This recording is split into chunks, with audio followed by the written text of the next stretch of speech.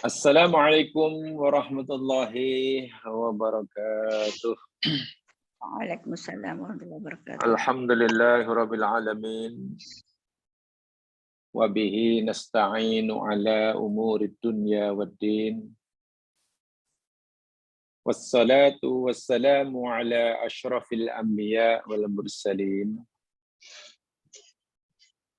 Nabiyina wa rasulina Muhammad wa ala alihi wa ashabihi wa atba'ihi ila yaumiddin. Rabbi shrah li sadri wa yassir li amri wahlul 'uqdatam min lisani yafqahu qawli. Raditu billahi wa rabba wa bil islami dina wa bi Muhammadin nabiyya wa rasulah. Amma ba'du.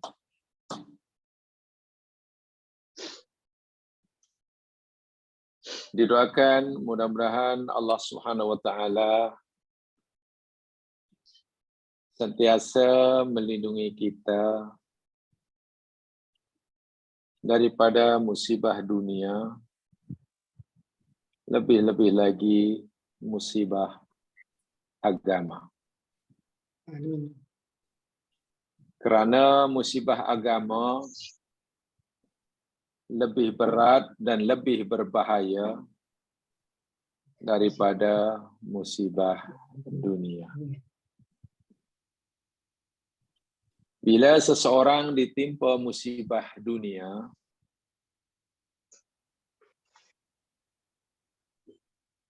ia punya peluang. Orang tersebut punya peluang yang besar untuk mendapatkan pengampunan bagi segala dosanya dan ditingkatkan maqam dan darjahnya apabila dia bersabar.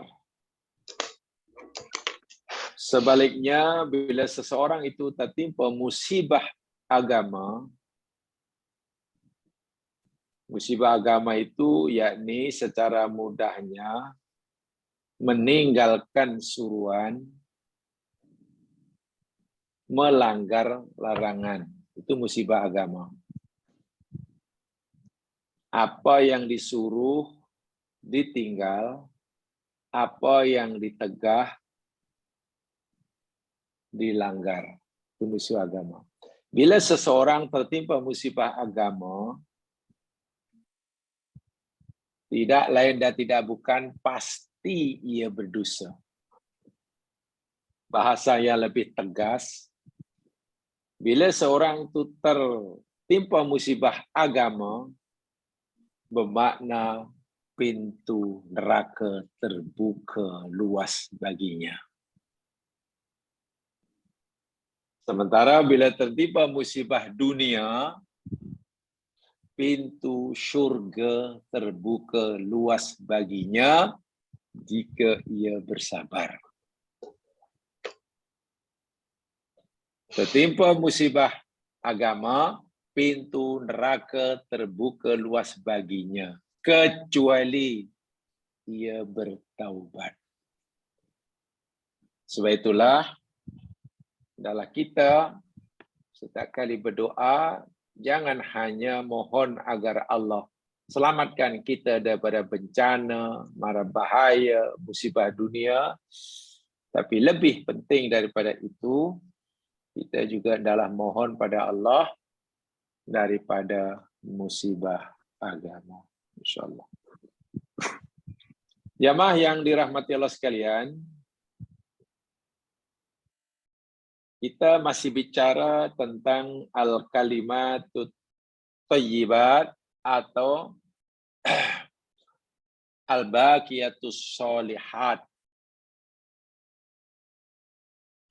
Pada siri yang lepas, kita telah beri mukadimahnya apa yang dimaksudkan dengan al-baqiyatus sholihat di dalam Al-Quran. Yakni surah Al-Kahfi ayat 46 tersebut. Walaupun ada beberapa pendapat tentang apa yang dimaksud dengan al-baqiyatus sholihat, kita pilih pendapat jumhur sahaja, yakni kalimat thayyibat menurut pendapat jumhur berdasarkan hadis-hadis Nabi, yakni lafaz-lafaz tauhid, yakni subhanallah, alhamdulillah, la ilaha illallah, Allahu akbar, la haula wa la quwata illa billah al-aliyyil azim. Jadi yang kita nak pelajari bukan bila kalimat berapa kali kita baca kalimat ini, bukan. Lepas solat berapa, bila baca, bilangan berapa, bukan. Tapi yang kita nak belajar ini tentang makna inti yang terkandung daripada kalimat-kalimat ini. Contohnya kalimat subhanallah. Sehingga apabila kita mengucapkan kalimat subhanallah umpamanya, kita bukan sekadar memahami maknanya, bukan sekadar meyakini maksudnya, tapi kita adalah merasakan. Adalah merasakan makna sebenar pada subhanallah tersebut hingga ianya dapat mencorakkan kehidupan kita, memberikan kesan yang besar dalam perilaku kehidupan kita di dunia. Kenapa begitu? Karena sebagaimana yang telah kita pelajari pada siri lepas, subhanallah itu merupakan dasar, asal, foundation yang paling agung bagi dasar-dasar kalimat tauhid. Kan itu yang kita pelajari lepas. Ia merupakan rukun asasi bagi rukun iman. Karena kalimat subhanallah ini, yakni kalimat yang menyuruh kita, meyakinkan kita untuk menyucikan Allah, menjauhkan Allah daripada sifat-sifat yang tak layak baginya. Yang tak layak baginya. Sebagaimana yang telah disampaikan oleh Ibnu Taimiyah yang kita pelajari minggu lepas. Jadi hari ini kita akan baca penjelasan berikutnya. Lihat paragraf yang berikutnya. Qala Ibnul Qayyim. Nah, itu yang kita pelajari. Apa kata Ibnul Qayyim tentang kalimat ini? Kalimat subhanallah ini. Tengok ya dalam notanya. Wa qala Ibnul Qayyim fi hadhil arwah. Berkatalah Ibnu Qayyim di dalam kitabnya, ini saya kutip daripada kitab Ibnu Qayyim, nama kitab itu Hadil Arwah. Hadil Arwah. Ibnu Qayyim bukan sekadar ulama tauhid yang hebat, bukan sekadar ulama syariah yang begitu keras menentang bid'ah, beliau bukan sekadar ulama tauhid yang gigih menentang syirik, bukan sekadar ulama syariah yang kuat menentang bid'ah, beliau juga seorang ahli ihsan, ahli hati. Bahkan ada istilahnya beliau juga seorang sufi, tapi sufi yang syar'i. Sufi dalam arti kata di sini yakni orang yang sangat mahir. Yang sangat mahir tentang bagaimana cara membersihkan hati daripada sifat-sifat yang tercela. kemudian mengisinya, menghiasinya dengan sifat-sifat yang terpuji. Itu sufi dalam arti kata itu tasawuf dalam pengertian seperti itu.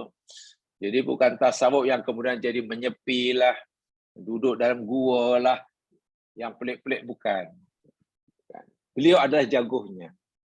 Contohnya di dalam kitab Hadil Arwah, beliau punya pandangan yang luar biasa tentang makna subhanallah ini.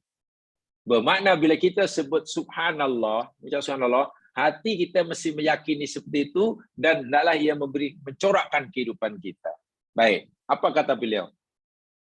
Wa innama yumdahur rabbu ta'ala tabaraka ta'ala bil adami idza tadammana amron wujudiyan. Terjemahan bebasnya, bila seorang itu baca subhanallah, subhanallah itu maknanya hanya saja Allah subhanahu wa ta'ala dipuji. Yumdahu itu dipuji. Dipuji sebab apa?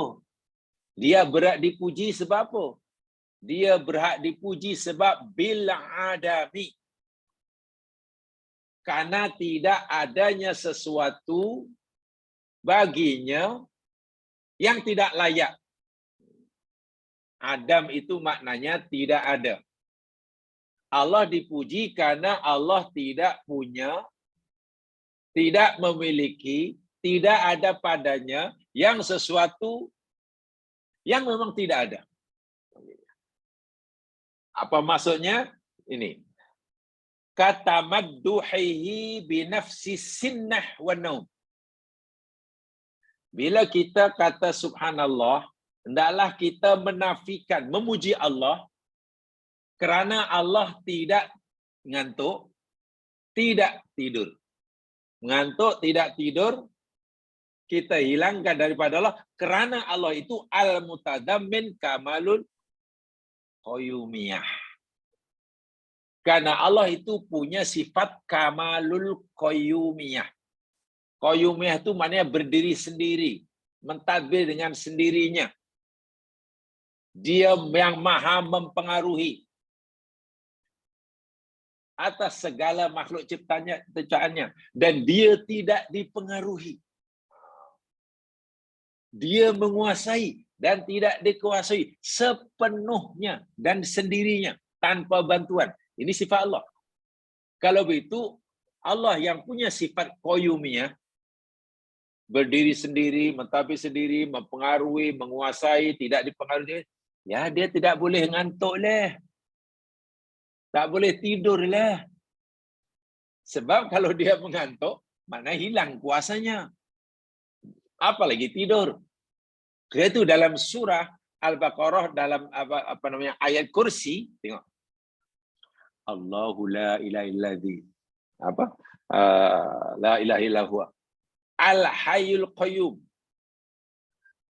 Wa ilahukum ilahu wahidun la ilaha apa namanya? Apa pula nak cakap jadi lupa. La ta'allahu la ilaha illa qayyum la ta'khuduhu. Tidak menimpa akan Allah. Itu kan nafi. Tidak menimpa Allah, tidak menimpa Allah. Apa dia? Sinatun. Bunga-bunga mengantuk. Contohnya menguap. Nah, itu sinatun. Wala naumun. Jangankan tidur, mengantuk pun tidak. Allah tidak mengantuk, tidak tidur. Kenapa? Karena dia Al-Hayyul Qayyum. So, dengan sifat Al-Hayyul Qayyum yang wajib bagi Allah, maka Allah mustahil punya sifat lawannya yang boleh menjejaskan qayyumiyahnya.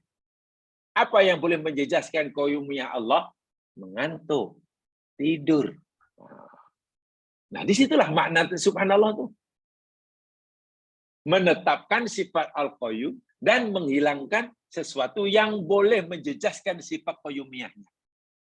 Dan yang boleh menjejaskan sifat qayyumiyah Allah, yakni contohnya mengantuk, contohnya tidur. Nafyul maut. Kita menafikan sifat mati bagi Allah. Karena Allah itu Al-mutadamin kamalul hayat. Karena itu punya kamalul hayat. Al-hayu itu yang maha hidup, yang sempurna. Kesempurnaan sifat hidup Allah terjejas jika Allah itu boleh mati. Nah, kan begitu. Karena kamal. Kita hidup, tapi boleh mati. Kenapa? Karena kehidupan kita, sifat hidup kita ini tidak sempurna. Karena tidak kesempurnaan sifat hidup kita, kita boleh mati. Allah Subhanahu wa taala bila al-hayyu itu sempurna sifat hidupnya. Karena sifat itu sempurna, mustahil ia mati. Menafikan sifat mati pada Allah yang maha sempurna kehidupannya, itulah makna tasbih. Kata Ibnul Qayyim. Agak dalam ya, dalam. Jadi tak ada komus, tak ada kalimat ngantuk, tidur, mati, lupa, ada. Tak boleh disandarkan kepada Allah Subhanahu wa taala. Tidak boleh menyandarkan sesuatu, menisbah sesuatu yang tak layak bagi Allah. Dan menafikan sifat yang tak layak itu namanya tasbih. Nanti ada penjelasan yang kesimpulannya. Kemudian, wa nafyil lughubi wal i'ya'i al-mutadammini kamalul qudrah. Menafikan sifat penat, letih, apa lagi? Penat, letih, dan yang semakna dengannya. Penat, letih, dan yang semakna dengannya. Kita nafikan. Kenapa? Karena Allah punya sifat kamalul qudrah. Dia punya sifat qadirun namanya. Kekuasaannya sempurna. Karena kekuasaan sempurna, Allah ini mustahil penat, letih. Karena jika ia mengalami letih, pernah penat, seperti mana kata Yahudi, Allah cipta bumi langit selama 7 hari. Ya betul 7 hari, Quran pun kata. Tapi pengertian mereka 7 hari itu hari yang kita kenal hari ini. Allah menciptakan langit 7 hari bermula hari Ahad. Ahad, Isnin, Selasa, Rabu. Dalam 6 hari, bukan 7 hari, sorry. Allah mencipta bumi langit dalam 6 hari. Kata mereka Yahudi, 6 hari itu bermula hari Ahad, Isnin, Selasa, Rabu, Khamis, Jumat, selesai. 6 hari. Masih 1 hari. Rehat. Hari Sabtu. So itu dinamakan Sabtu. Subat bahasa Arab, Sabat bahasa mereka. Sabat itu kan rehat bahasa Ibrani. Bahasa Arabnya Subat, rehat. Jadikan nama hari yang ke-7. Karena hari ke-7 hari Sabtu Allah rehat selepas penat. Selepas penat mencipta bumi langit dan bumi. Subhanallah. Jika ia penat, maknanya Allah tidak sempurna kudratnya. Bila begitu, maknanya dia tidak tasbih. Sebab tasbih itu menjauhkan, menafikan, meniadakan sesuatu yang boleh menjejaskan sifat kesempurnaannya. Dan Sabtu, kata Yahudi, Sabtu itu hari di mana Allah penat selepas 6 hari. Kerja kuat. Jamaah pun selalu kan cuti. Kemana dia tak lama tak nampak? Oh dia cuti. Cuti apa tuh? Cuti sabatikal. Cuti sabatikal, cuti rehat. Sepatutnya lepas cuti sabatikal, ya tak penat lah. Balik cuti rehat, penat lagi. Tak tahu maknanya bila rehatnya. Katanya cuti rehat, tapi balik cuti rehat, penat lagi. Faham ya? Jadi tidak mungkin Allah penat. Kita nafikan. Sebab kalau Allah itu mengalami penat walaupun sedikit, maknanya ia tidak sempurna kudratnya. Meyakini Allah tidak sempurna kudratnya, maknanya kita tidak menyucikannya. Itulah. Paham ya? Wa nafyul maut. Allah tadi ya. Kemudian wa nafyu syarik was-sahibah wal walad wad-dhahir al-mutadammin kamalul rububiyyatihi wa ilahiyatihi wa qorihi. Kita meyakini Allah Subhanahu wa taala itu sempurna rububiyahnya. Allah Subhanahu wa taala itu sempurna uluhiyahnya. Okay? Kita meyakini Allah sempurna qahrun. Qahrun itu maknanya yang maha memaksa, punya kuasa yang maha memaksa, yang tidak ada sesiapa boleh menghalangnya kehendaknya. Itu qahar. Allah qahar, mana Allah maha memaksa. Artinya apa? Apa saja yang dia kehendaki pasti terjadi dan terlaksana. Tidak ada sesuatu pun yang boleh menghalanginya, apalagi menggagalkannya. Itu qahrun. Allah sempurna sifat qaharnya, qahrihi. Allah sempurna sifat rububiyahnya, yang maha mengatur. Tidak boleh dipengaruhi. Kita tidak boleh memberi cadangan pada Allah. Ya Allah, kami cadangkan padamu, ya Allah, apa kata bulan Mac ini kemarau lah, tak payah hujan. Siapa kita bagi cadangan? Ya Allah, apa kata kami dah sepakat, umat Islam di Malaysia sepakat, ya Allah, beri cadangan, apa kata benda yang kau haramkan sebenarnya jadi halal. Kita tidak boleh, karena dia itu maha sempurna rububiyahnya, maha sempurna uluhiyahnya.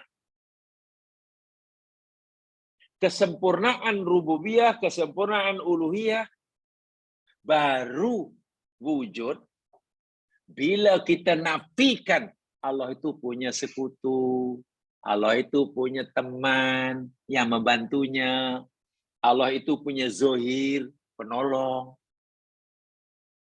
Karena nak cipta gajah itu senang, Allah tak perlu tolonglah sebab gajah itu besar. Tapi bila Allah nak cipta virus kerana halus, nampaknya Allah perlu pertolongan. Tak boleh. Cipta yang kucing itu senang sikit. Tapi cipta manusia dengan nafsunya dengan isu sikit. Jadi nampaknya Allah perlu pertolongan. Tidak boleh. Mustahil. Meyakini Allah punya penolong, punya pembantu, punya sekutu, yang memberikan bantuan pada Allah, bermakna kita menafikan kesempurnaan rububiyahnya. Kesempurnaan. Sebab itu tidak boleh sebetulnya begini. Allah boleh bagi kamu sembuh. Syaratnya kamu kena buat ini dan ini dan ini. Kalau kamu tak buat ini, Allah tak bagi kamu sembuh. Allah tak boleh sembuhkan kamu. Penyakit kamu baru sembuh bila kamu buat macam ini. Allah tidak mungkin mampu memberikan kamu kesehatan tanpa ini. Tahu tak? Kalau kita sudah punya keyakinan itu, kita tidak tasbih pada Allah. Subhanallah, kita jadi kosong. Karena kita meyakini Allah perlukan sesuatu untuk melaksanakan kehendaknya. Itu bahaya. Nah, tapi kan untuk Allah bagi kita kenyang, bila kita lapar Allah bagi kita kenyang. Maknanya kita perlu makan, Allah suruh makan. Bukan itu maknanya Allah perlukan bantuan untuk menjadikan kita kenyang. Bantuan itu yakni berupa makan. Bukan begitu. Makan, kita suruh makan untuk menghilangkan lapar, itu sunnatullah.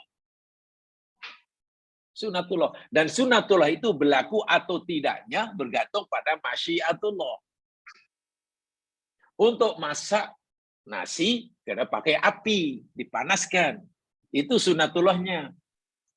Tapi pertanyaannya, adakah Allah mampu menjadikan beras jadi nasi jika ada api?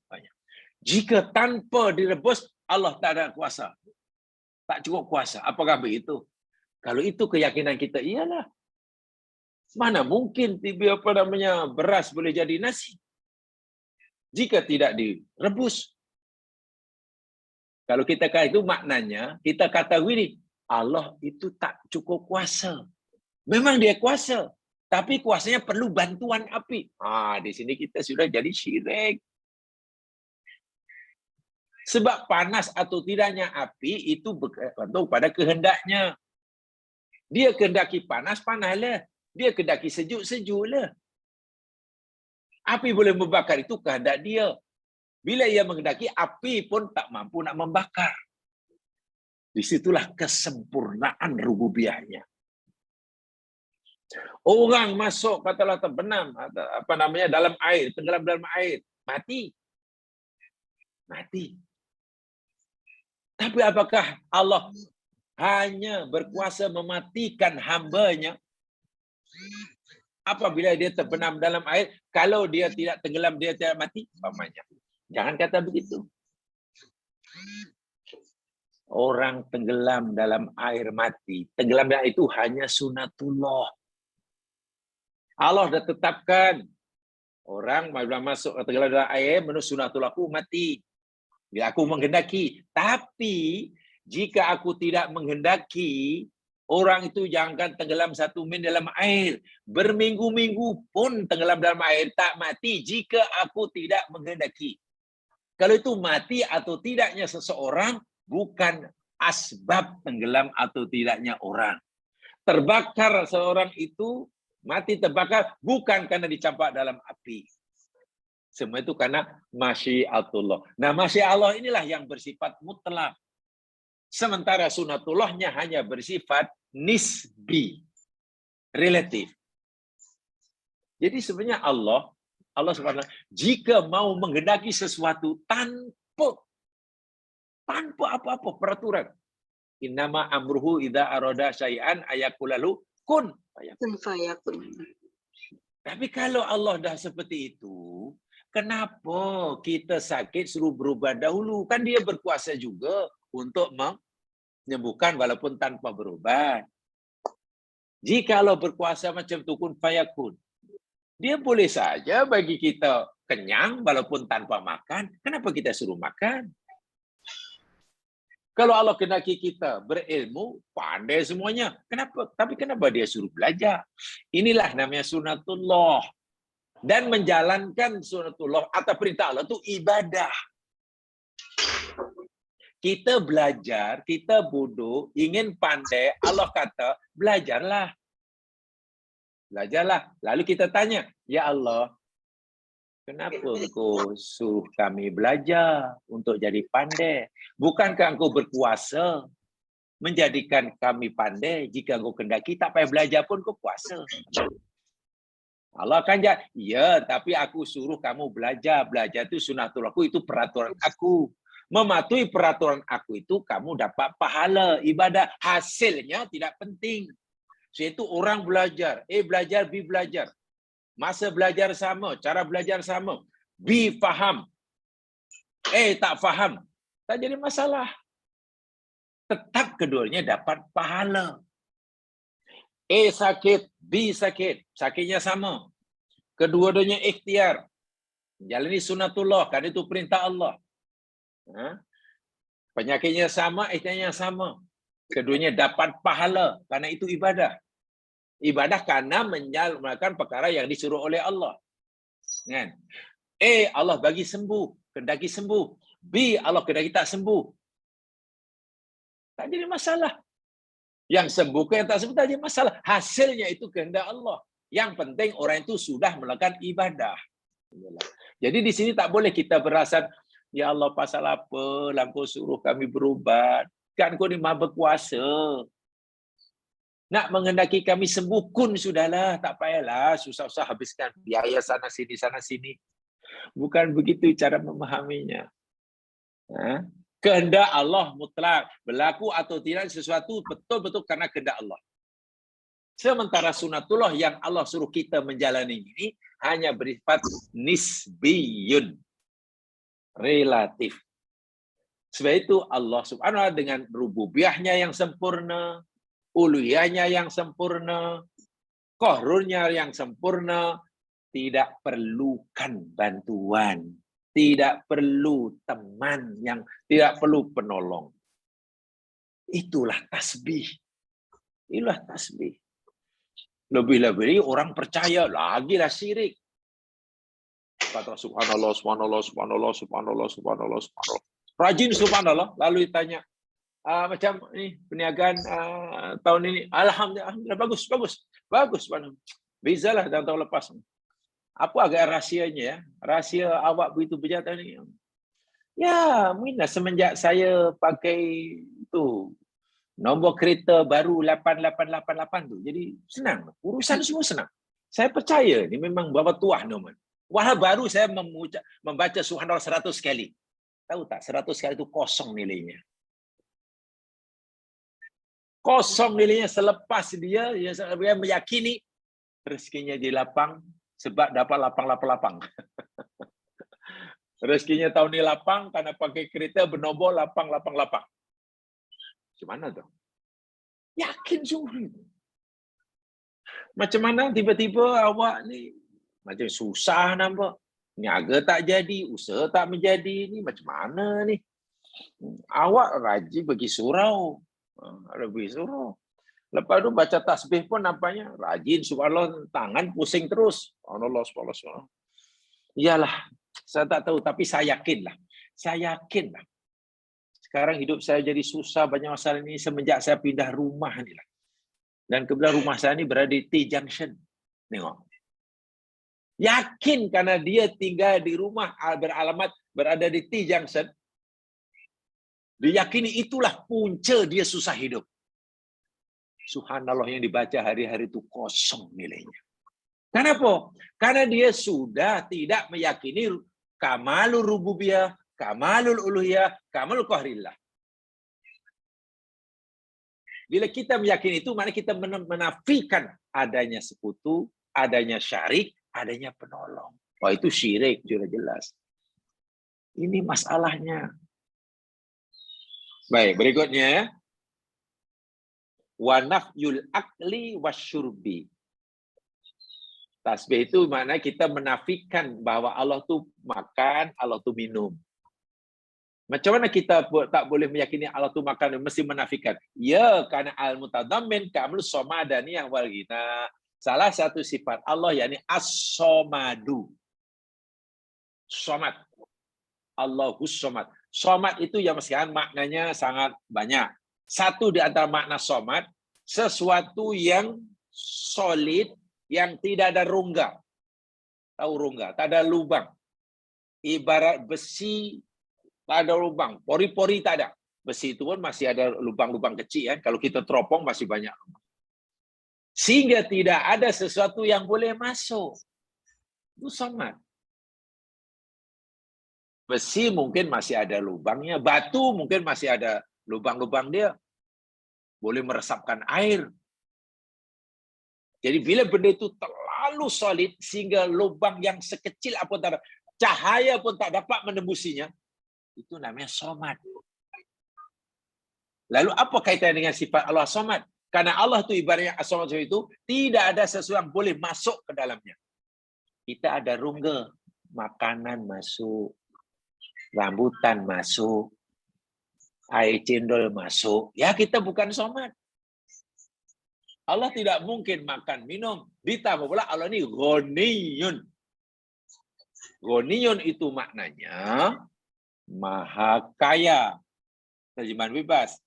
Makna sebenar, ghaniyun itu makna Allah tidak berhajat kepada selainnya. Paham ya? Ghaniyun itu maknanya la yahtaju ilaihi ghairuhu bal yahtaju ilaihi. La yahtaju ila ghairihi bal yahtaju ilaihi ghairuhu. Ghaniyun maknanya Allah tidak berhajat kepada selainnya, bahkan selain Allah lah yang berhajat kepadanya.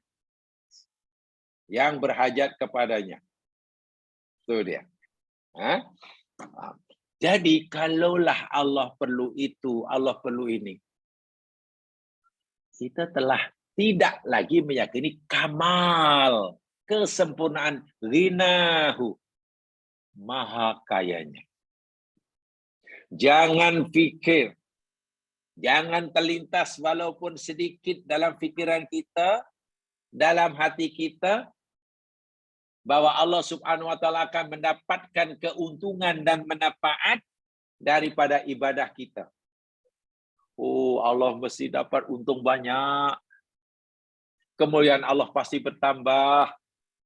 Karena semua rakyat di negeri ini mukmin dan muslim belaka. Tak boleh. Oh, nampaknya kemuliaan Allah akan berkurang. Kekuasaan Allah akan berkurang. Kerana di negeri itu tersebut semuanya kafir belaka. Kekufuran manusia tidak akan memadaratkan Allah. Keimanan, keislaman manusia tidak akan menguntungkan Allah. Allah tu ghani, tidak berhajat kepada kekufuran ibadah hambanya. Sebenarnya ibadah hamba, kekufuran hamba itu untung ruginya kembali kepada manusia. Jadi jangan pikir Allah untung, Allah rugi. Saya itu masa berdoa begini, jangan sampai terlintas dalam hati ya. Jangan sampai terlintas dalam hati begini. Kita sudah merasa buat apa yang Allah suruh.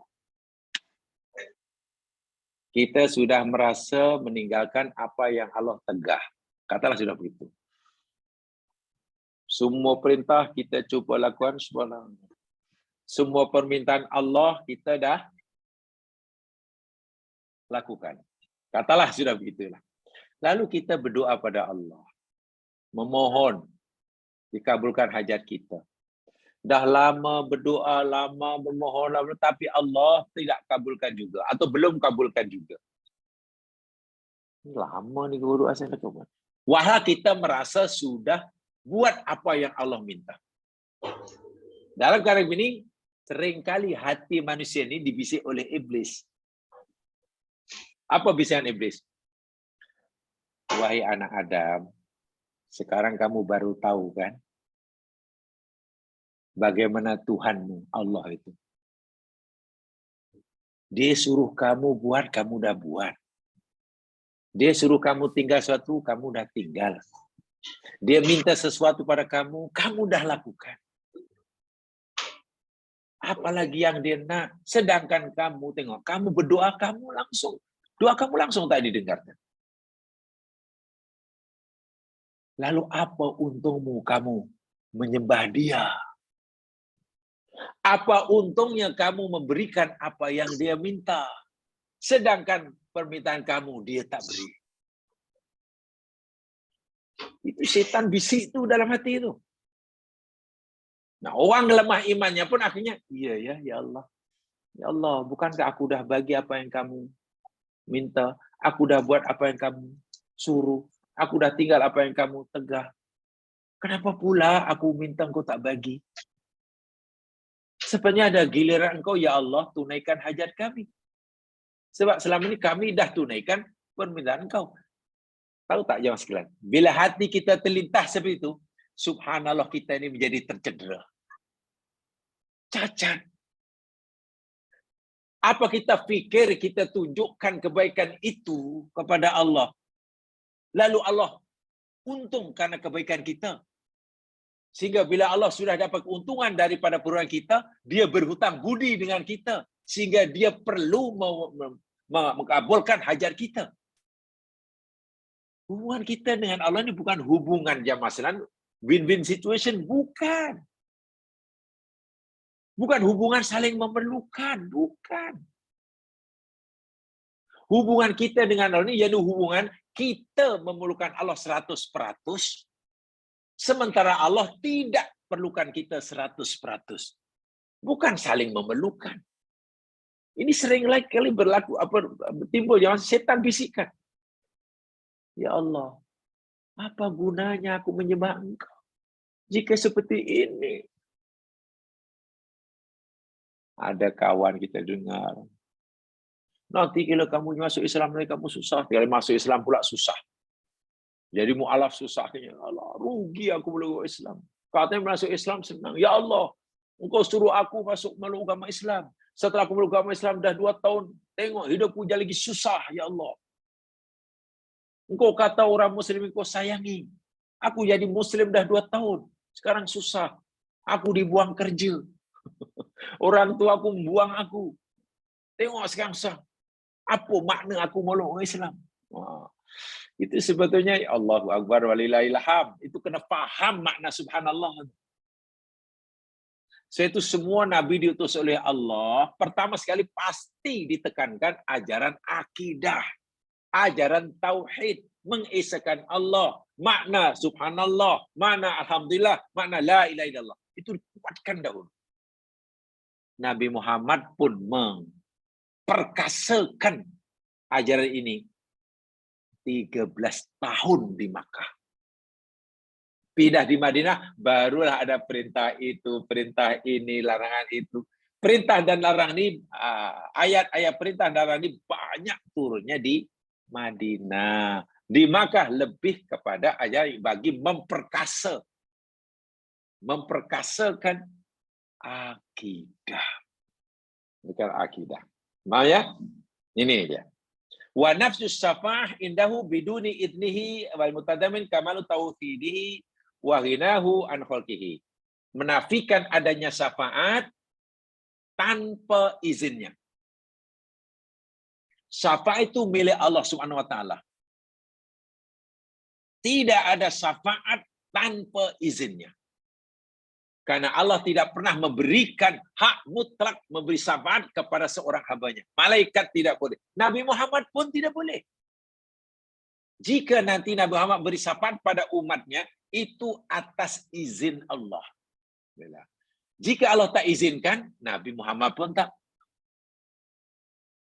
Ini di dunia ya Allah, kadang orang minta pada orang hidup, ya yakinlah ni tu ulama, ya, kami yakinlah engkau bolehlah berikan kami syafaat, memberikan kami kesembuhan, berikan kami. Tidak dibenarkan. Man dalladzi yashfa'u indahu illa biidnih. Masya Allah. Tak ada siapa yang boleh memberi syafaat di sisinya, di hadapan Allah maksudnya, kecuali dengan izinnya. Bermakna selain Allah ini statusnya di, bukan me. Dalam hal syafaat, makhluk Allah ini statusnya di, menjadi maf'ul bih. Menjadi isim maf'ul, bukan isim fa'il, bukan me. Yang me memberi, mengizinkan, menghendaki itu dia. Kita diberi syafaat. Sebab itu kalau izinkan, kalau seorang hamba itu diberi izin oleh Allah memberi syafaat, ya dia bolehlah. Atas izin Allah, ada izin Allah. Nah, sebab itu bila orang meyakini adanya syafaat dari selain Allah, maknanya ia menjejaskan kesempurnaan tauhidnya, kepersomaan maha kaya Allah Subhanahu wa taala. Wa nafyu dzulmi al-mutadammini kamala adlihi wa ilmihi wa ghinahu. Menafikan sifat zalim daripada Allah karena ia dapat menjejaskan kesempurnaan sifat adilnya. Ingat, Allah Maha Adil. Dan itu kita yakini. Kita yakin Allah Maha Adil. Oke? Kemudian kita baca subhanallah. Apa makna subhanallah dengan keyakinan kita bahwa Allah Maha Adil? Kaitan subhanallah yang kita ucapkan dengan keyakinan kita bahwa Allah Maha Adil, maknanya Allah mustahil. Allah kita sucikan daripada sifat zalim. Daripada melakukan kezaliman, walaupun kezaliman dalam perbuatannya, kezaliman dalam qada qadarnya, kezaliman dalam musibahnya, kezaliman dalam pemberian nikmatnya. Tak mungkin. Tak mungkin. Saya itu jangan sekali-kali terlintas dalam hati kita,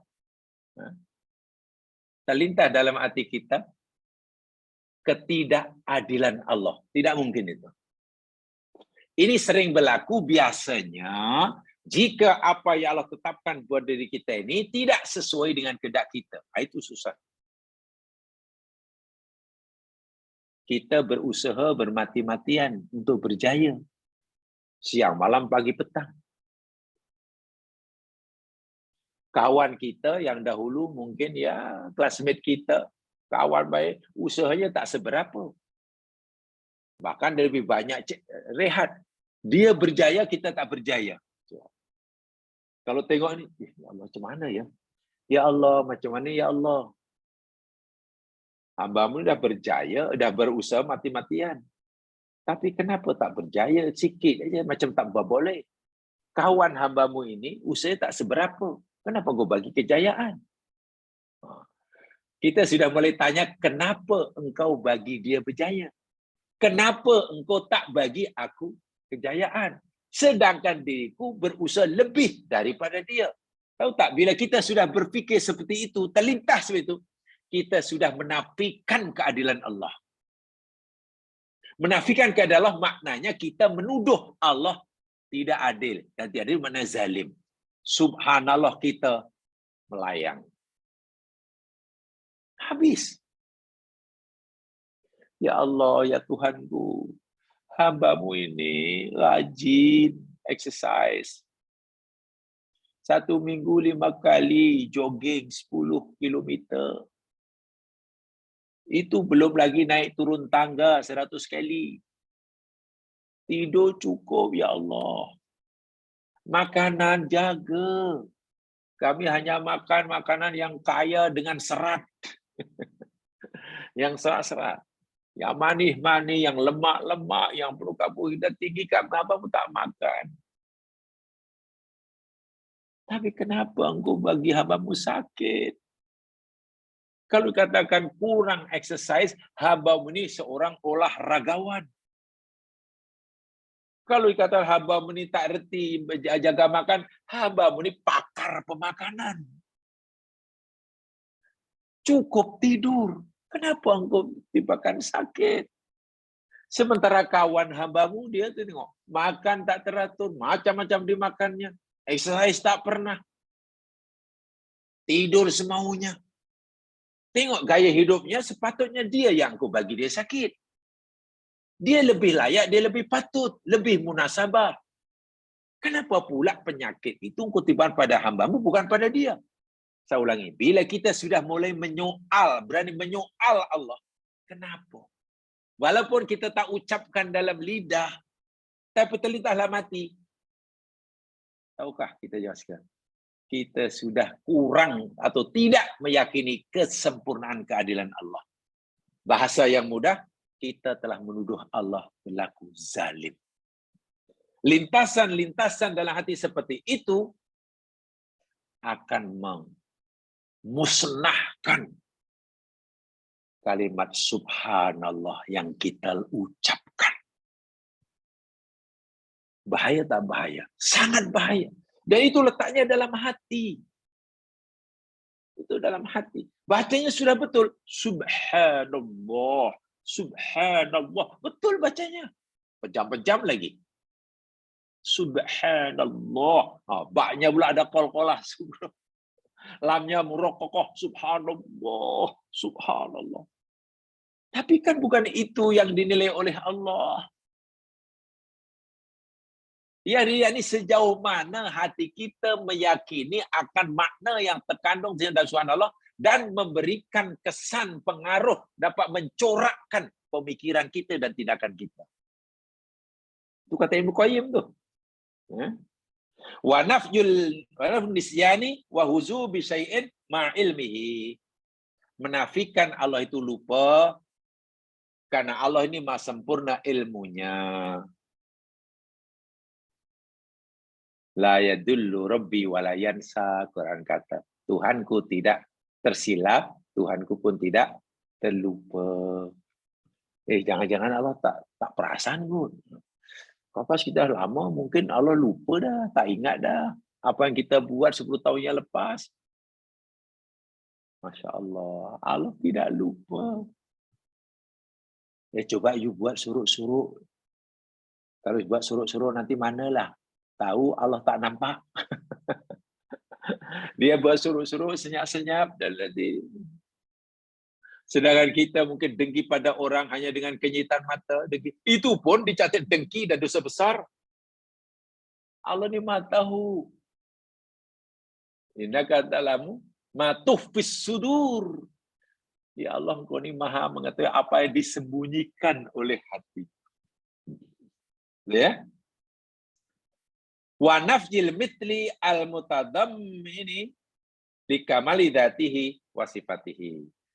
Menafikan penyerupaan bagi kesempurnaan zat Allah dan sifat-sifatnya. Ini makna subhanallah. Kata Ibnu Qayyim.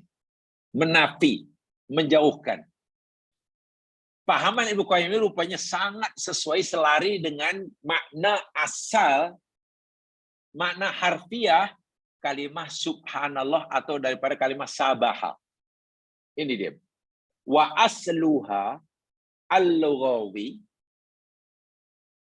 asal kalimah subhanallah daripada kalimah sabaha secara bahasa yadullu ala hadzal ma'na, menunjukkan pada makna ini, yakni makna yang diuraikan oleh Ibnu Qayyim tadi.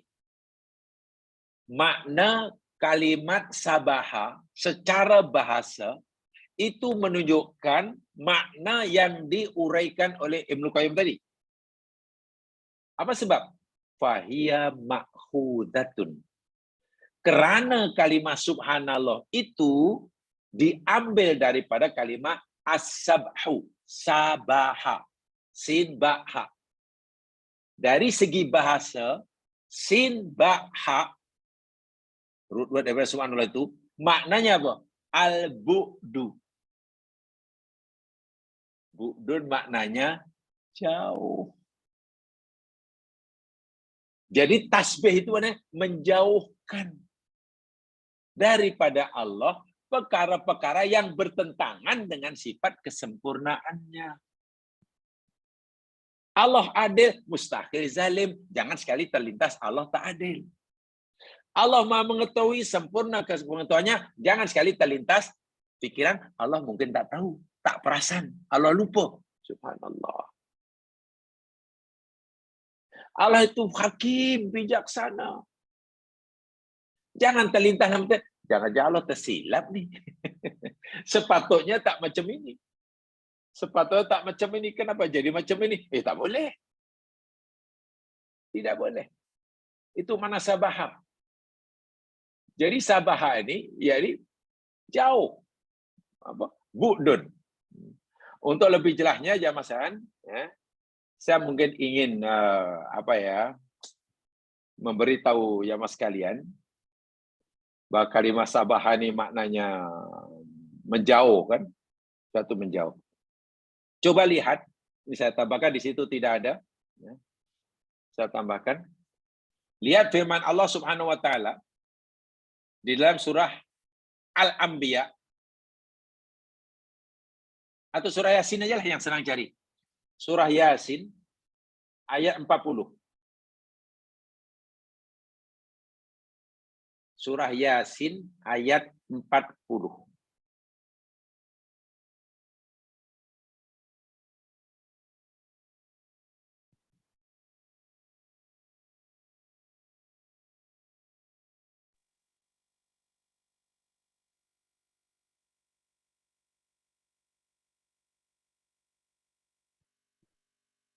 A'udzu billahi minasy syaithanir rajim.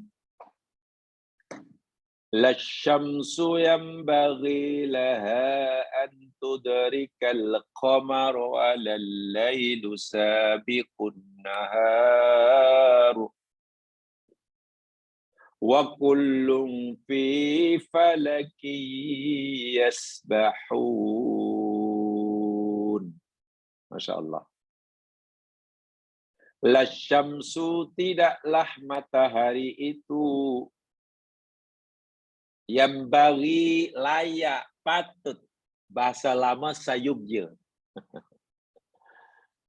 Tidak selayaknya, tak sepatutnya, tak mungkin bagi matahari antudrikal qamar, akan mendapati bulan, akan mengejar bulan. Bahasa mudahnya, akan terbentur belanggo dengan bulan. Tak mungkin. Walaupun sama-sama di langit, nampak dari kita sama di atas, nampak bagi kita sangat dekat, apalagi bila tanggal baru anak bulan, awal bulan atau akhir bulan. Betul-betul position matahari dengan posisi bulan itu sangat dekat. Sangat dekat kan? Bulan matahari terbenam, bulan di belakangnya, anak bulan kan. Itulah awal bulan, akhir bulan. Kan posisi kelihatan maksudnya, nampak dari bumi sangat dekat posisi dia. Lebih-lebih lagi ketika berlaku gerhana. Tengok. Ketika berlaku gerhana matahari. Bukan gerhana bulan ya. Gerhana matahari. Betul-betul bulan itu menutupi matahari. Maknanya berhimpit. Tapi Quran kata, tidak mungkin matahari itu akan menemui bulan, berlanggar, berjumpa bulan. Tak mungkin. Walaupun ketika berlaku gerhana matahari, bulan itu menutupi, berhimpit tak? Dari bumi. Ya, karena jarak bulan dan matahari sangat jauh. Orbitnya berjauhan. Saiznya tak sama. Segalanya berbeza lah. Bagaimana mungkin? Yang satunya hanya 300 kilometer dari kita. Bulan lebih kurang 300.000 kilometer dari kita. Sementara matahari 150 juta kilometer, mana mungkin? Tak mungkin kan? Itu satu. Tak mungkin matahari ketemu. Walalailu sabiqun nahar. Dan tidak mungkin malam itu mendahului siang. Jangan salah paham. Malam tidak mungkin mendahului siang. Apakah ini bermakna siang mendahului malam? Coba saya ingin mengajak jawab sekalian untuk sedikit berfikir ya, jangan hanya dengar saya. Dengar saja. Baik, Quran kata dan tidaklah malam itu mendahului siang. Apakah ini bermakna siang mendahului malam? Begitukah atau macam mana? Atau beginilah pertanyaan. Siapa yang mendahului siapa? Malamkah mendahului siang atau siang mendahului malam? Coba. Ada yang ingin memberi jawaban atau memberi maklumat? Saya kurang pasti. Tolong mungkin ada yang ingin memberi maklumat, memberi jawaban. Mana yang mendahului siapa? Malamkah yang mendahului siang? Atau siang mendahului malam? Malam. Malam Mendahului siang. Tapi Quran kata apa? Quran kata dan tidaklah malam mendahului siang. Quran kata, Yasin kata, tidaklah malam itu mendahului siang. Kalau itu mana yang mendahului mana? Malam mendahului siang atau siang mendahului malam? Masing-masing ikut giliran. Mungkin maksudnya. Tahu, tapi pertanyaannya mana yang mendahului mana? Saya fikir kalau ikut sains malam kan, malam dulu sebelum siang. Kalau ikut Quran Yasin? Tak tahu. Ikut Yasin? Tak ada. Tengok dalam Yasin tadi, tengok ayatnya walal lailu sabiqun nahar. Ada ya? Itu terjemahan Melayu, tidaklah malam mendahului siang. Oke, yang lain? Ya. Malam dari siang atau siang dari malam? Siang mendahului malam.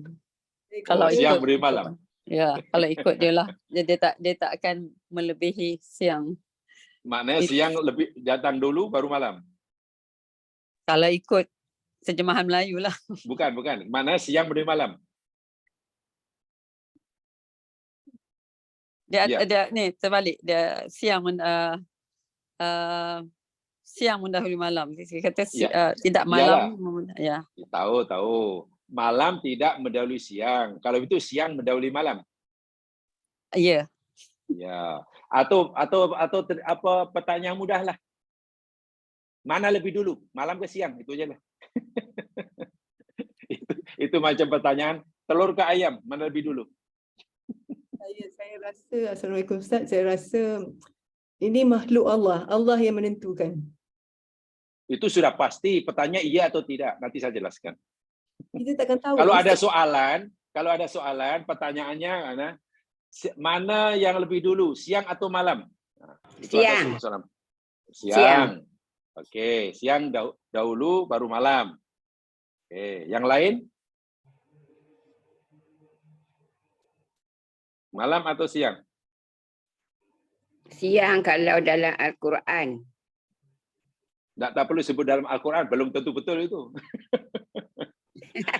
belum tentu, maksud saya fahaman kita tentang ayat itu belum tentu betul. Jadi tak payah disebut kalau dalam Al-Quran belum tentu betul.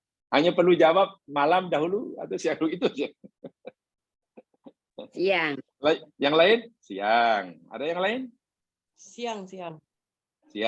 Oke. Sekarang inilah saya ingin sengaja macam ini, Mas Yan. Saya ingin mengajak saya untuk berpikir kritis. Itu sebenarnya tujuan saya. Dalam memahami satu ayat atau belajar, saya ingin mengajak untuk berpikiran kritikal. Tahu ya, berpikiran kritikal maknanya berpikiran apa ya? Berpikiran. Kritikal bukan kalau sakit kritikal itu sakit dah teruk. Kalau berpikiran kritikal maknanya pikiran yang ya minta maaf yang lebih dalam. Kritikal, berpikiran kritikal maknanya berpikiran yang tidak telan bulat-bulat, gitulah maksud saya. Betul ya? Baik. Jamaah sekalian, ayat Yasin, surah Yasin tadi kata, dan tidaklah malam mendahului siang. Jelas ya? Mungkin orang fikir ini bermakna siang mendahului malam. Karena Yasin kata, Quran kata, malam tidak mendahului siang. Ini bermakna siang lah mendahului malam. Kan begitu kan kesimpulan jamaah tadi kan? Nah, disinilah kita perlu kritikal. Ayat ini turunnya begini ya sekalian. Ayat ini turun untuk menafikan kepercayaan, keyakinan kafir Quraisy waktu itu. Ayat ini turunkan untuk menafikan kepercayaan, keyakinan orang yang hidup pada masa turunnya Al-Quran. Kebanyakan manusia yang hidup pada masa turunnya Al-Quran, mungkin hari ini juga, meyakini 100% bahwa malam dan siang itu, yakni siang datang dahulu, baru malam. Mula-mula dulu lah. Nah, sekarang kita tahu silih berganti lah. Sekarang silih berganti. Makna mula-mula. Mula-mula wujud malam, wujud siang. Mesti ada yang dahuluan punan. Lalu orang dahulu meyakini sianglah datang dahulu, baru malam, baru siang. Apalagi hari ini pun ada orang percaya begitu. Ya siang dahulu lah, contoh hari ini hari Rabu. Kalau sekarang hari apa namanya? Lagi pandai ambil jalan tengah-tengah. Ini hari Rabu. Hari Rabu bermula tengah malam tadi. Kan?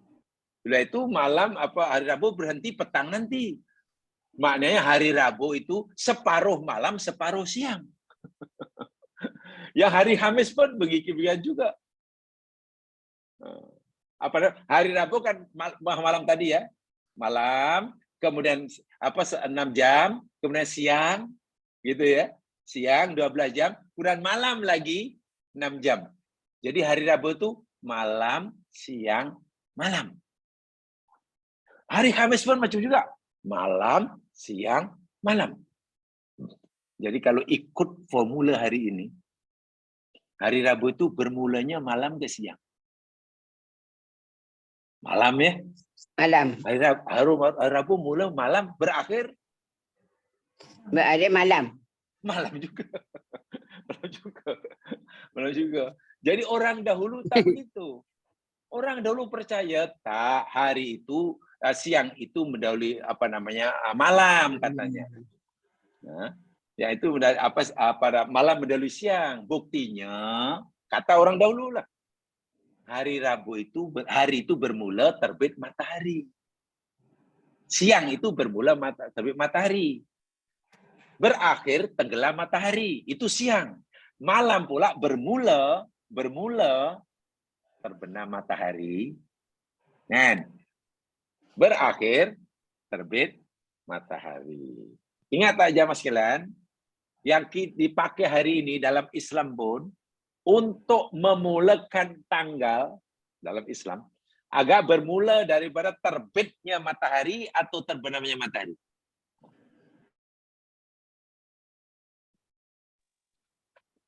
Untuk memulakan terbitnya tanggal atau mulanya hari. Contohlah bulan Ramadan. Okeylah.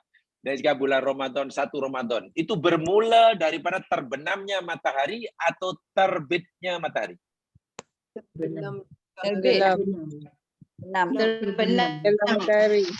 Hanya perlu 2 orang Terbenam. jawab, 1 terbit, 1 terbenam, pasti betul. Terbenam. Betul yakin? Terbenam, Ustaz. Terbenam. Terbenam. Awal Syawal, hari raya, 1 Syawal, itu bermula terbenam matahari atau terbit matahari? Terbenam. Terbenam. Terbenam kan? Penanggalan itu bermula terbenam matahari. Sebab itu terbenam matahari, dah masuk Ramadan, malamnya tarawih kan? Ya. Malam tarawih, esok puasa. Betul. Terbenam matahari, malam itu pula dah 1 Syawal. Sebab itu bertakbir. Betul. Nah, orang percaya karena itu penanggalan orang pada waktu itu, mereka meyakini kalau itu malam dahulu baru siang. Oh. Betul kan? Kata Ramadan kan bermula terbenam matahari kan? Ya. Kemudian berakhir terbenam matahari besoknya. Maknanya malam baru siang. Karena orang percaya seperti itu. Oh, malam mendahului siang. Malam siang. Orang yakin sungguh. Malam itu mendahului siang. Lalu Allah, sebab ini berkaitan dengan ayat kauniyah. Betulkah berdasarkan ayat kauniyah? Berdasarkan rahasia alam ciptaan Tuhan. Kalau dalam bahasa sekarang lah, tadi sudah disebut. Betulkah berdasarkan kajian saintifik membuktikan bahwa malam itu mendahului siang? Allah kata, oh tidak. Malam tidak mendahului siang, seperti mana yang kamu dakwa karena hari kamu mulakan daripada malam, bukan. Tapi juga tidak bermakna siang mendahului malam. Itulah. Malam tidak mendahului siang, tapi juga tidak bermakna siang mendahului malam. Menurut kauniyah, saintifik. Kenapa? Berdasarkan saintifik ciptaan Allah, malam dan siang itu berlakunya serentak. Paham? Malam dan siang itu berlakunya serentak. Sehingga kita tidak tahu siapa yang dahulu, siapa yang kemudian. Macam mana malam dan siang berlaku serentak? Nampak macam pilih berganti? Jamaah sekalian, bila Allah kata seperti ini merupakan bumi itu bulat. Bumi kita bulat macam ni. Bola. Katalah macam bola bulat, kemudian berpusing. Betul? Pertama bukan bumi itu bulat dan ia berpusing, walaupun tidak bulat macam bola ya. Kemudian berpusing, berotasi. Ini maklumat dalam ayat ini. Kerana bulat dan berotasi di hadapan matahari, matahari sumber cahaya. Itu namanya najmun bahasa Al-Quran. Itu najmun, bintang cahaya. Mana-mana bumi, bagian bumi yang menghadap matahari, alami siang. Mana-mana bumi yang ada di sebalik membelakangi matahari, malam. Malam. Pertanyaannya, bumi kita bulat. Terbit matahari pukul berapa? Yang sekalian? Tadi 7. Oh ya. Okeylah pukul 7 katalah. Katalah pukul 7 pagi matahari terbit bagi kita. Okey? Bagi kita. Maknanya 7 pagi matahari terbit, tempat kita bermula Siang. siang. Tahukah kita matahari yang terbit pada pukul 7 bagi kita, matahari yang sama sedang terbenam di tempat yang berlawanan dengan kita. Betul. Betul? Tempat itu di mana? Faham. Di Europe. Tempat itu di mana? Amerika. Wah, di Amerika. Tahu kampung apa? 180 darjah daripada Ya, kita. yang pasti 180 darjah. Kampung apa tu? Tak tahu ya? Tak. Belum pergi? 12 jam saya ke Florida tak? Florida tu Perbezaan bukan saja. kampung. Bukan kampung, tu besar tu. Belum pergi? Belum. Smallville. Oh, sama. Saya pun belum pergi. Yang pasti tempat yang berbeza 180 degree dengan kita Kuala Lumpur, masa itu matahari sedang terbenam. So, Matahari sedang terbit bagi kita, tapi matahari yang sama sedang terbenam bagi tempat yang berbeza 180 degree. Bila matahari sedang terbenam, tempat itu mula apa? Mula siang atau mula malam? Malam. Mula malam. Kalau begitu, mana lebih dahulu, siang dan malam? Sama-sama. Serentak. Tengok dahsyatnya Al-Quran. Quran dahsyat, jangan sekalian. Bila Quran kata, tidaklah malam mendahului siang, itu bukan Quran nak memberitahu kita bahawa siang mendahului malam. Bukan. Quran menafikan keyakinan manusia yang meyakini malam itu mendahului siang. Karena mereka membuat penanggalan hari itu bermula pada terbenam matahari hingga terbenam semula. Jadi setiap hari 24 jam itu dimulakan malam, siang, malam, siang. Kan begitu? Ramadan itu kan mulanya malam, siang. Tanggal 1 malam dahulu, separuh malam, separuh siang. Jadi karena ada keyakinan itu, Allah kata tak, bukan macam itu. Aku cipta malam bukan malam mendahului siang. Malam tak akan mendahului siang. Dan siang pun tidak akan mendahului malam. Orang sekarang mudah memahami karena, bermakna memberi maksud bumi pertama mesti bulat. Kalau datar tidak mungkin. Yang kedua mesti bumi berotasi, rotation. Dan rotasinya di hadapan matahari. Sehingga mana-mana belahan bumi yang menghadap matahari, siang. Mana-mana bumi yang membelakangi matahari, malam. siang dan malam. Matahari pukul 7 pagi bagi Kuala Lumpur terbit. Matahari yang sama dilihat oleh tempat yang 180 degree beza dengan kita sedang terbenam. Kita mula siang, tempat itu mula malam. Kalau itu malam dan siang berlaku serentak, tidak ada sesaat pun perbezaan. Faham? Nah, itu maksudnya fikir kritikal itu maksudnya. Betul. La sabya bailatul qamar. Ingat ya, surah Yasin penuh dengan mukjizat ya Mas Fina. Penuh dengan mukjizat. Sama. Dipanggil mu'ijaz ilmiah. Ijaz ilmi. Kemukjizatan surah Yasin dari sudut ilmu. Sangat-sangat canggih yang baru terungkap hari ini. Pada masa turunnya Al-Qur'an belum dapat dijelaskan. Sehingga bila kita baca surah Yasin yang isinya seperti inilah.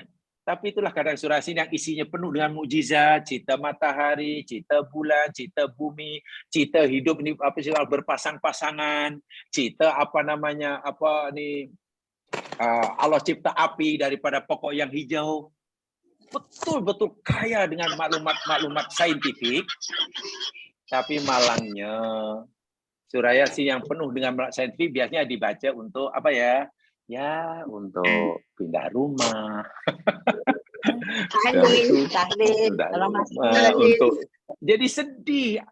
Kalau tengok maknanya mungkin artinya lain ya, apa kena-mengena aku baca macam ni. Apa kaitannya dengan ini yang kita perlu dijelaskan gitulah maksudnya. Faham ya? Okey. Sekarang tengok yang hujung dia. Wa kullun fi falaki yasbahun. Wa kullun, dan semuanya. Kullun itu semua. Fi falakin, di dalam falak. Falak itu orbit. Laluan, perjalanan, peredaran benda-benda di langit, itu mungkin falak.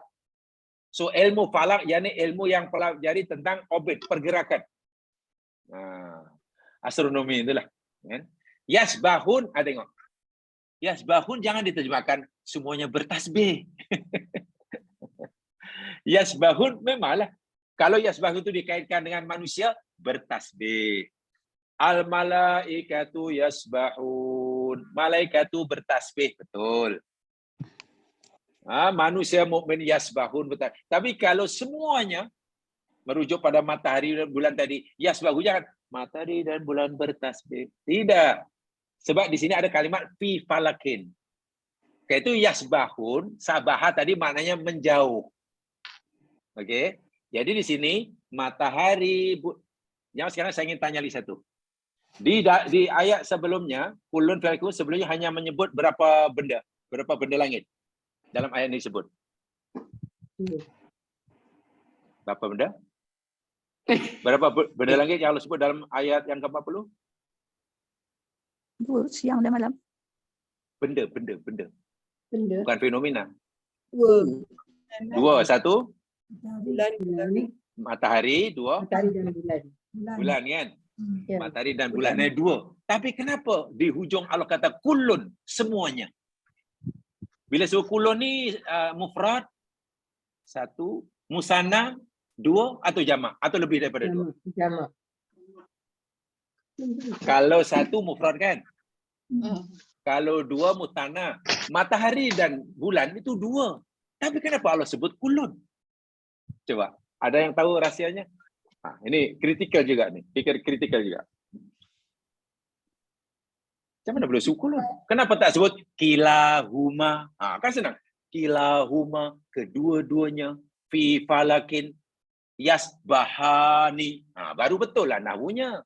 Kilahuma, kedua-duanya, yakni matahari dan bulan, fi falakin, dalam orbitnya, yasbahani, beredar, berorbit. Tapi tidak, kullun fi falaki yasbahun. Ini betul ke tak betul nahwunya ni?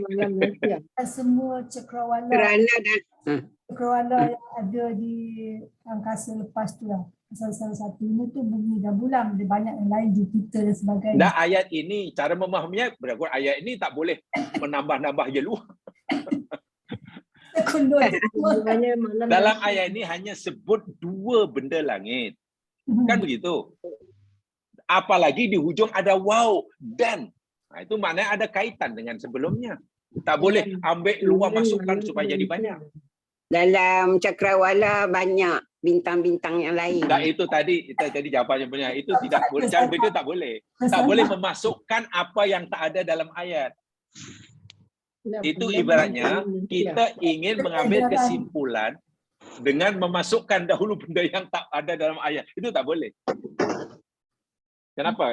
Mungkin ada planet lain, galaksi lain ada bulan dan matahari sendiri. Boleh, tak kata. Dalam ayat ini. Kalau dikatakan mungkin, bukan mungkin, pasti. Ada selain matahari bulan, banyak. Jupiter ada. Saturnus ada. Super cluster 10 jutaan. Proses pergerakan kita dah. Ya. Seluruh proses pergerakan bumi dan matahari ini. Dia masuk dalam kulun tu. Proses pergerakan. Bulan, matahari dan apa? Dan proses dia mengikuti orbit dia. Kulun tu menunjukkan ada benda, bukan proses. Kalau proses itu fenomena namanya. Orbit dia. Sebenarnya paling tidak ada 3 ayat dalam ayat ini. 3 benda langit. Yang satu nampak disebut, yang satu yakni menjadi penyebab bagi berlakunya fenomena. Apa itu? Bumi. Bumi dalam ayat ini tidak sebut. Tetapi akibat daripada kewujudan bumi yang disebut malam dan siang. Kalimat dan tidaklah malam dan siang itu pasti ada penyebabnya kan. Malam dan siang tidak wujud demikian tanpa bumi. Betul. Berlaku siang dan malam di mana ya? Ayat dalam ayat ini. Di bumi. Betul. Ya. Siang dan malam itu fenomena dan itu pasti berlaku di bumi. Tapi buminya tidak disebut. Yang disebutkan yakni fenomena yang berlaku di atasnya. Jadi dalam ini kalau begitu ada 3. Matahari dan bulan disebut bendanya dan bumi tidak disebut bendanya, tadi disebut kesannya. Fenomena yang berlaku. Sehingga ada 3. Karena 3 lah Allah kata kullun. Paham ya? Di situ tuh. Itu ada kaitan dengan balaghah itu sebenarnya. Yasbahun semuanya beredar.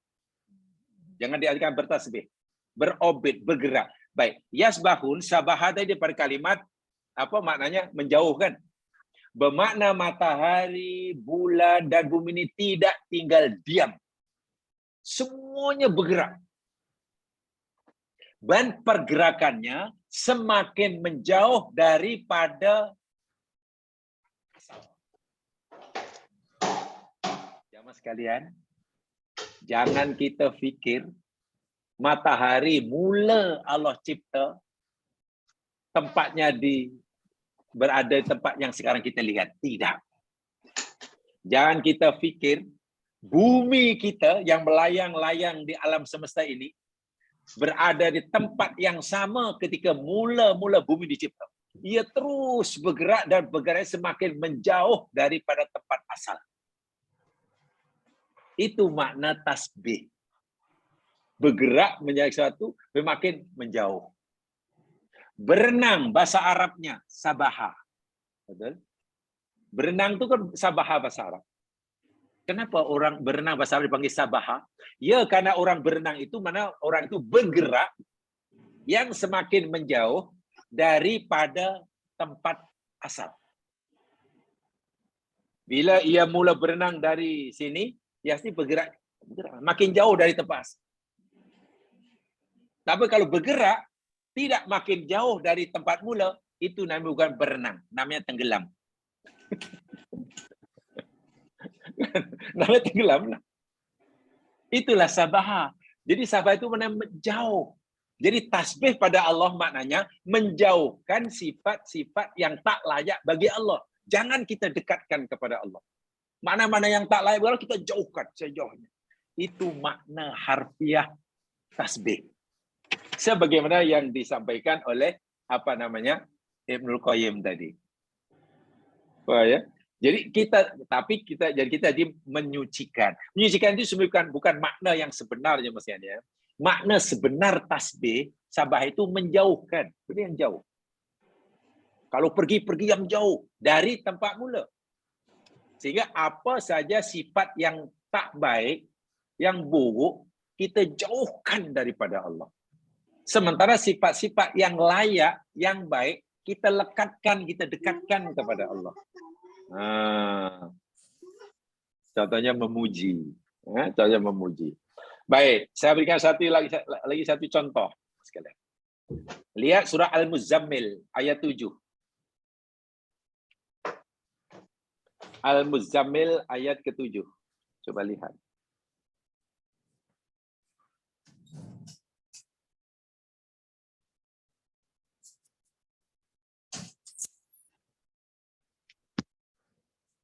Sudah? Surah Al-Muzammil ayat ke-7. Ayat ini kan ceritanya tentang perintah Allah pada Nabi. Ya ayyuhal muzammil, baik orang berselimut, bangunlah. Qumil lail, bangunlah. Solat malam, qiyamul lail. Nabi suruh qiyamul lail. Separuh boleh, kurang sikit boleh, lebih sikit. Auzid alaihi, atau tambah sikit pun boleh. Waratil Qur'ana tartila. Baca Quran secara tartil, Muhammad. Inna sanulqi 'alaika qaulan tsaqila. Karena kami akan mencampakkan pada engkau ucapan perkataan yang sangat berat. Inna nasyiatal laili ya asyadu watan wa qumukila. Tengok. Kenapa seakan-akan Allah berfirman, kenapa aku suruh kamu untuk qiyamul lail ya Muhammad? Ya, karena qiyamul lail itu membiasakan ibadah waktu malam itu lebih kuat tikamannya dalam hati, lebih berkesan dalam hati. waqwamu qila.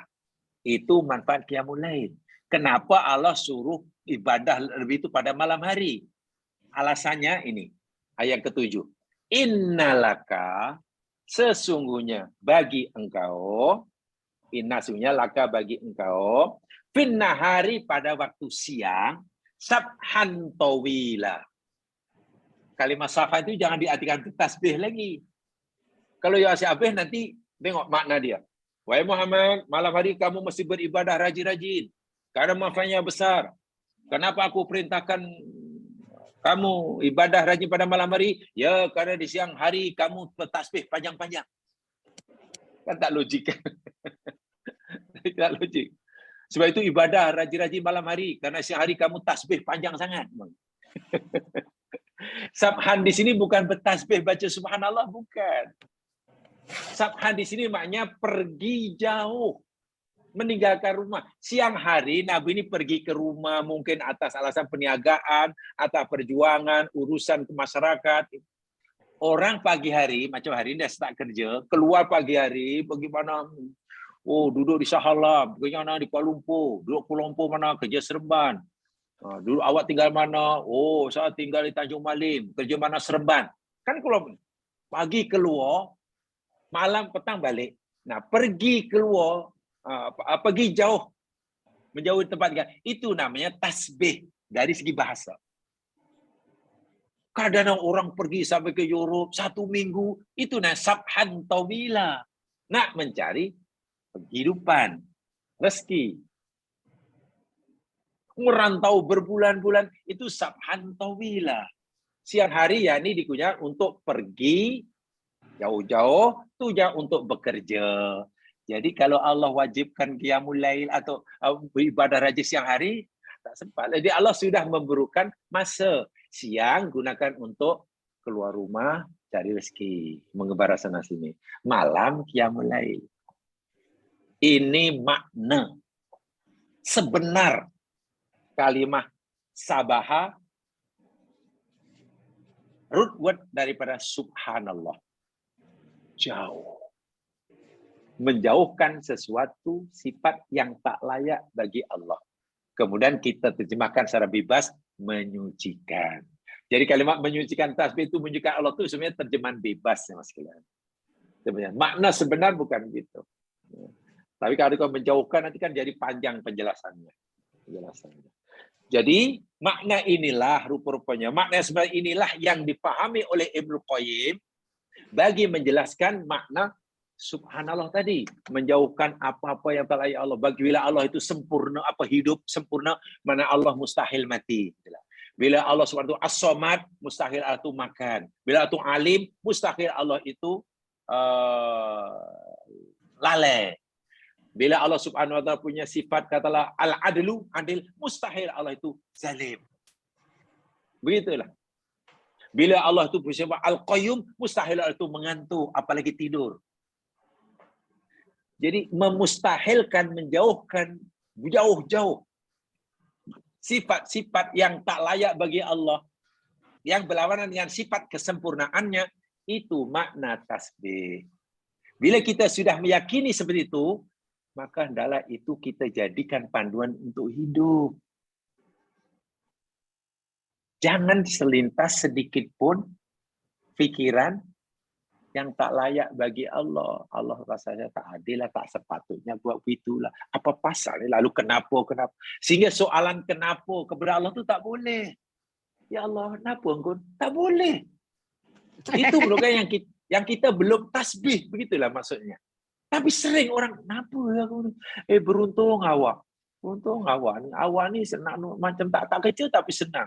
Saya kerja mati-mati susah juga. Tak tahulah kenapa Allah. La ilaha illallah Rasulullah. Kalau kita cakap kenapa kepada bos boleh. Bos, kenapa bos engkau bagi dia bonus? Elok banyak sangat ini. Hadiah pula angpau banyak. Dia kerja cincang, saya rajin kenapa? Itu boleh tanya bos.